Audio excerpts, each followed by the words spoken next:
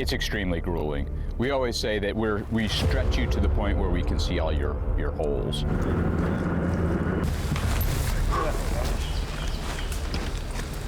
Point of fire there! Give me rapid! The Joint Readiness Training Center rotation is like a cricket bat in the face over and over again.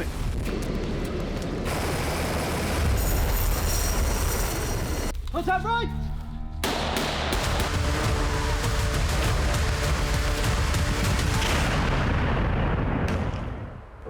I'm Sian Grzeszczyk, and I'm joining the Welsh Cavalry as they spend 12 days in what's known as the Box, a feared training area that's been used to test troops to their limits for decades.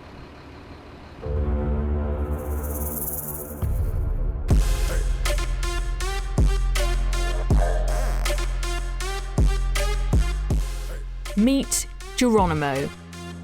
I think we are considered the most hated unit in the United States Army, and I think our soldiers really take a lot of pride in being the most despised unit that's out there. Geronimo. So I have a lot of respect for Geronimo. I'm fighting somebody that has a ton of repetitions fighting here in this terrain that is going to absolutely give us every problem that we will likely encounter in combat. They are effectively professional baddies. They're based at this training area and know every inch of it like the backs of their hands. Their mission is to give the visiting soldiers hell. At the heart and soul of that is act in a way today that will force your adversary or your opponent to really have to deal with a lot of problems simultaneously. And when you do that, you overwhelm them and they start to create their own problems. And I think that is really what's at the heart of how we act and our mentality. As usual, no prisoners. Questions? Only 3. Let my guys push through. One dead G-man down the road. And it doesn't take long for Geronimo to start causing problems. This, the aftermath of a surprise attack. Genesis, he got radio check before we switched them. So, get guns facing that way, push these guys across the road, and then you can bring those guys in back. Within my battalion, there are about 627 soldiers assigned. For rotation, I also receive about an additional 400 augmentee soldiers who just arrive just for the purpose of helping out for 1 month, and then they leave. In comparison, typically there are about 5,000 soldiers on average that will come here to train against us and fight us. So in terms of like overmatch, certainly we are the underdog, but that also plays into our favor in terms of why we're so hated is because we like playing as the guy who's operating against all odds. Say during the day we do weapons maintenance and kind of rest because we mainly fight at night. So during the daytime we'll tend to do probe attacks sometimes, like make sure how their defenses are, their security, and then nighttime is normally when we hit them hard.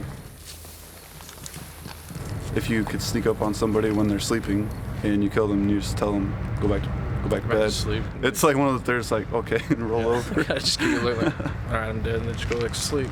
The enemy that we're up against, this is their full-time job, so they do this day in and day out, and it's going to be a pretty big hassle for us. They also have off-the-shelf drones that they utilize to locate and target, and they have Nerf droplets that they drop to simulate grenades. So it's completely real world and working to create the best way to strike the enemy, but using new technology. Our goal is we must win, and the reason we must win as the opposing force is that we believe very firmly that units learn best by losing. So you've got a real kit of parts, haven't you? Anything at your disposal to make life hell for... Yeah, and these vehicles are all brand new.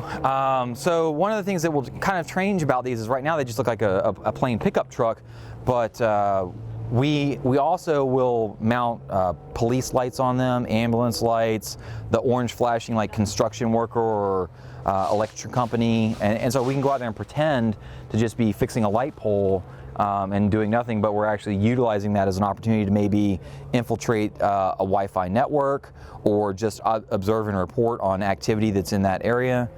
His job is to train this brigade and train us as hard as he can by...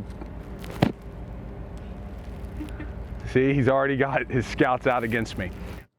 So why is the enemy here called Geronimo? Their lineage goes back to the 509th Parachute Infantry Battalion, And by legend, one of the first members of the 509th was also the first members of the test platoon. The rest of the members of his unit had, said that he was going to be scared.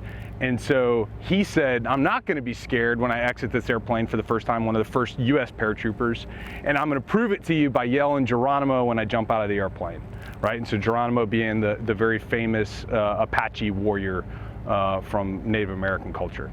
And so, true to his word, when he exited the aircraft, he yelled Geronimo. So what we're going to do, sir, just while we're off to that. Meanwhile, Geronimo have now made contact with the Welsh Cavalry. So you can get one of the antennas up, get onto 0. Okay. Tell them to stop dropping people in that area. Right.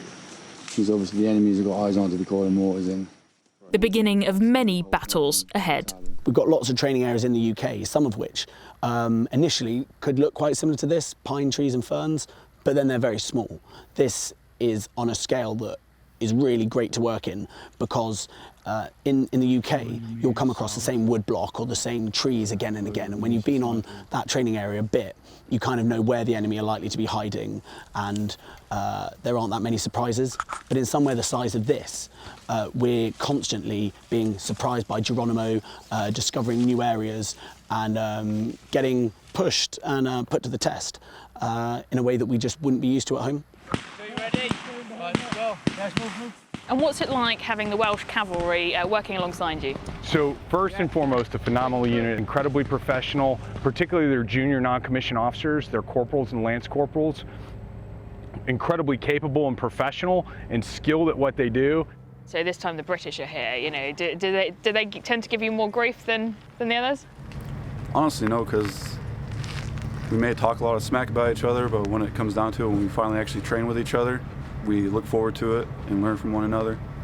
This isn't the Super Bowl. This isn't the end point. Sorry, that would be like the Champions League Cup. This isn't the end.